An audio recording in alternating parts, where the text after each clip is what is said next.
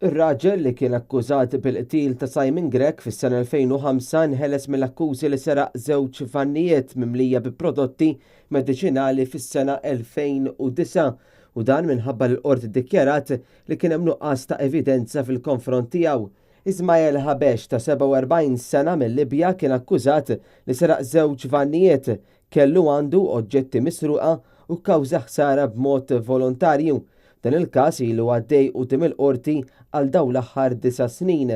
Habesh li llum jgħix il-Mosta kien inkixef b'din is-serqa minn terza persuna li kienet ġiet arrestata waqt li prova tbieħ il-prodotti mediċinali li kienu nsterqu.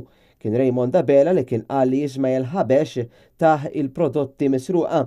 Il-Maġistrat Donatella Frendo Dimek ħadet f'idejha dan il-każ lura f'Jannar li għadda u minkejja li l-każ kien infetaħ fis-sena 2010 ma kien sar l-ebda progress minn Settembru tal-2014 sal-lum, hekk kif kien hemm biss 12 il-xhieda li tilgħu jiġdu fi-8 snin.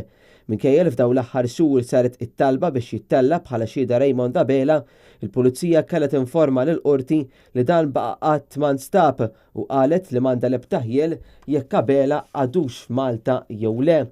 Riżultat ta' dan, il-qorti qalet li hemm nuqqas assolut ta' evidenza u għalhekk liberat lil Libjan mill-akkużi miġjuba kontrih.